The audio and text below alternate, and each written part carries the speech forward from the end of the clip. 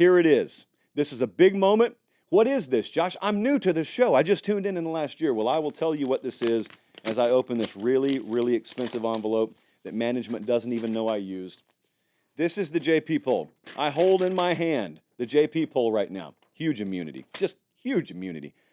And if you don't know what that means, I will educate you in due time on that as well. So if you're new around here, the JP poll, most important rule that you could ever know, don't lose to food. So don't lose to rice. The second most important rule you could know is power ratings are not rankings. Say it with me again.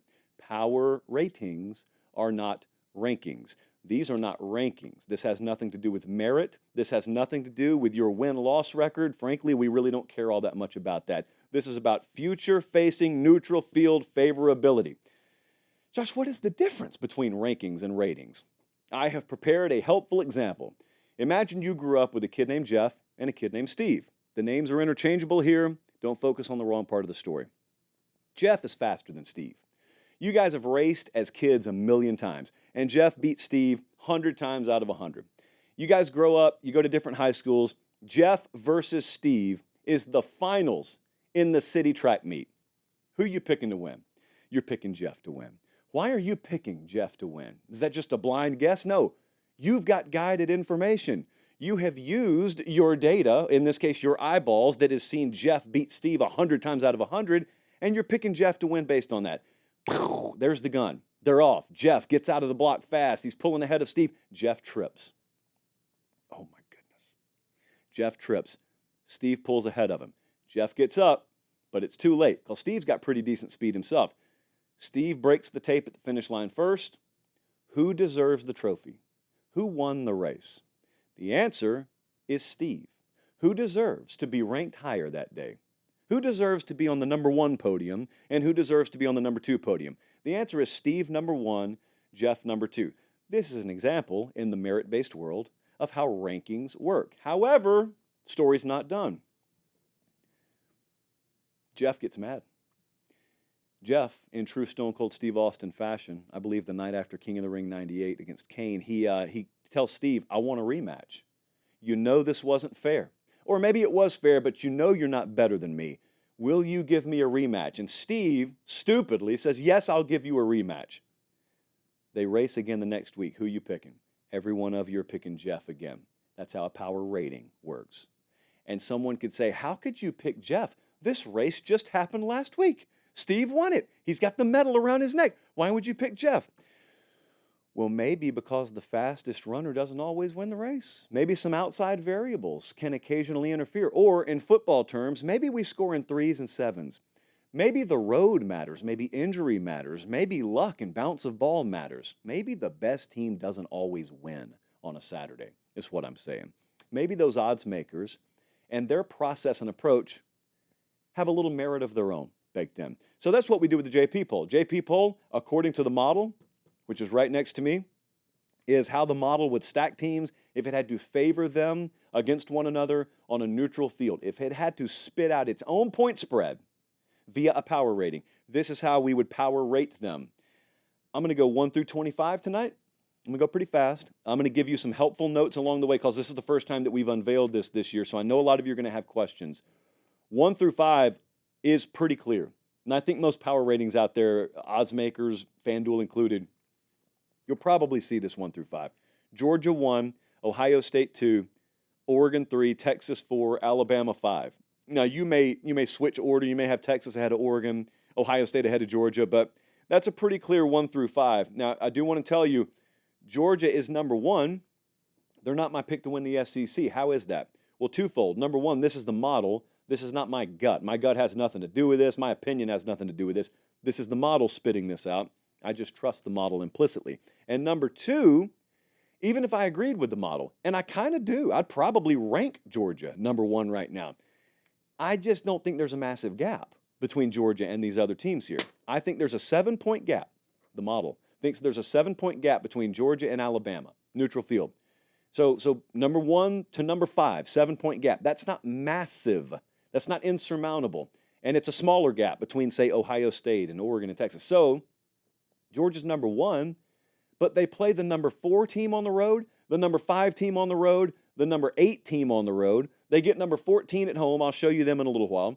They get the number 19 team on a neutral site. They get the number 21 team on a neutral site. So I got Georgia playing 6 of the top 21 teams in the country this year, and only one of those games is in Athens. So how could you have Georgia power rated number 1, but think they may fall short of the SEC championship game? Because they got a harder schedule than some of these teams. It's very, very simple.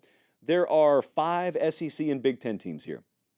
And as I said, there's a 7-point gap between number 1 and number 5. All right, next up. This is where the controversy first enters the equation.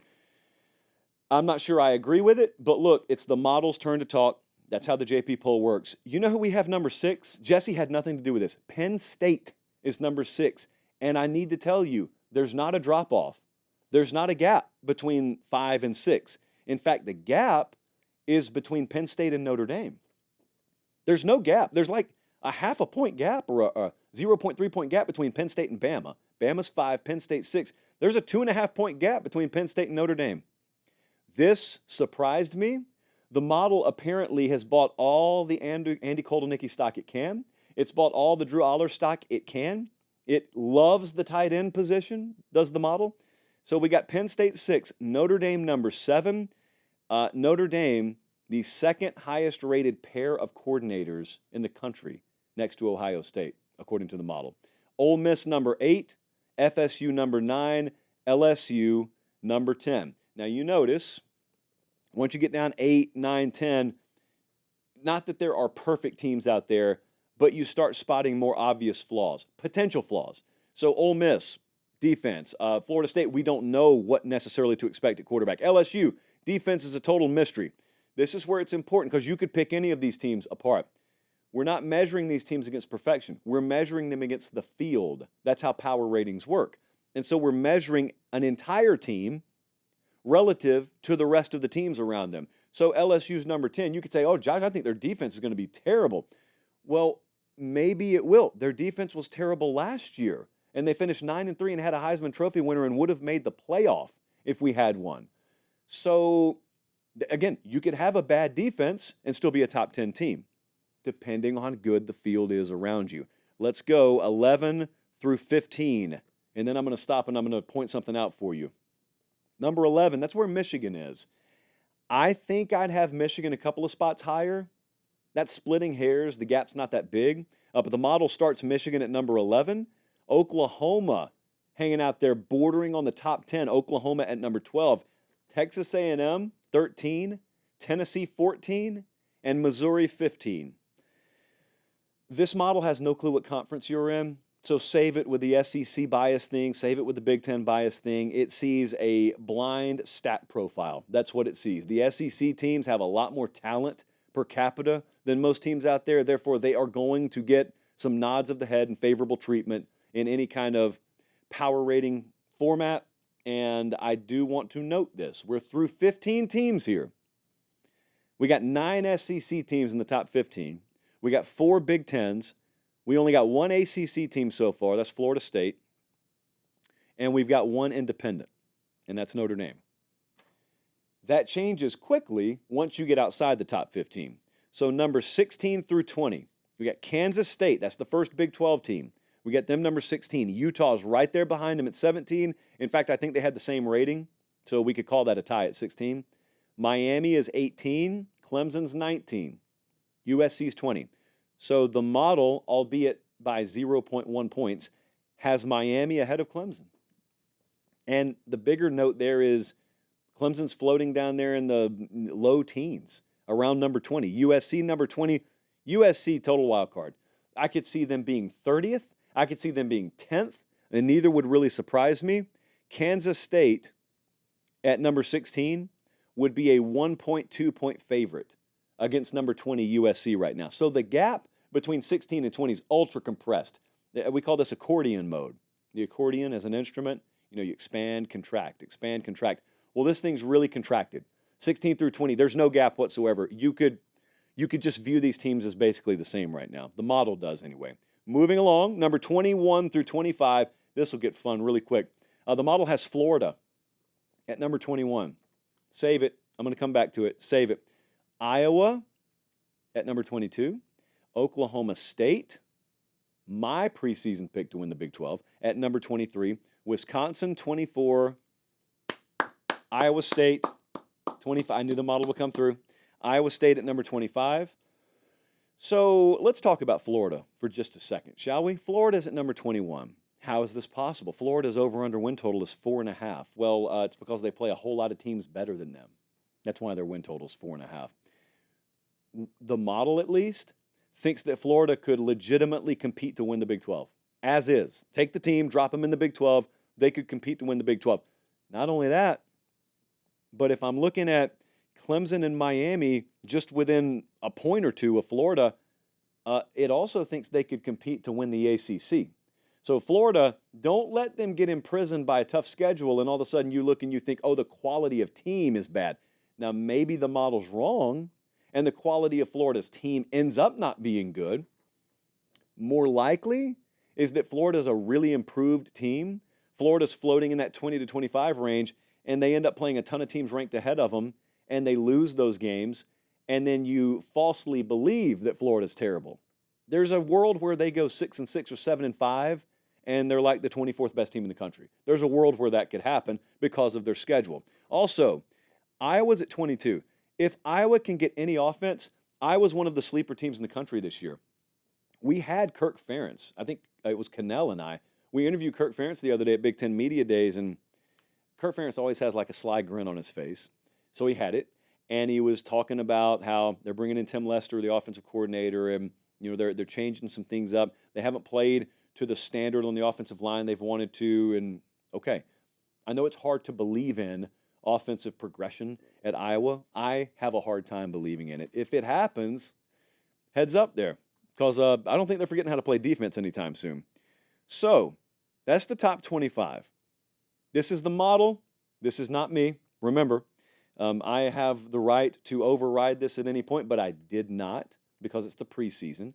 And I will absolutely have an update of this before week 1 because we get a ton of intel from fall camp. There are injury updates during fall camp. The model has every player in the country power rated.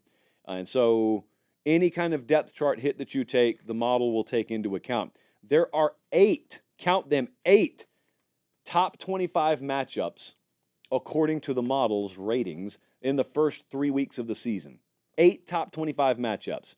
The gap from number 23 to number 40 is 5 points. So there is just a logjam of teams that basically have the same profile, just different logos. So think about this. The gap from Georgia, number 1, to number 23 is 18 points. In other words, Georgia versus the number 23 team would be Georgia minus 18 on a neutral field. Probably lean Georgia there, but Georgia minus 18. So the gap between 1 and 23 is 18 points. The gap between 23 and 40 is 5 points. So clearly you have a higher tier, and then you got that middle tier, and that middle tier, anyone's ball game.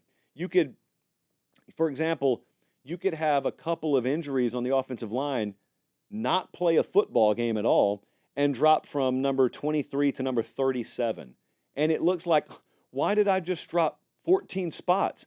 Well, that sounds like a long way to drop. In reality, it's just because your power rating dropped 1.75 points because your offensive line as a unit took a little deduction in your overall individual power rating, and that's how much it affected you. So it's not a long way to fall in terms of points. This is probably one of the most fun things that we do during the season. This will happen every Tuesday. The JP poll gets released every Tuesday night. Power ratings are not rankings, no matter what they tell you.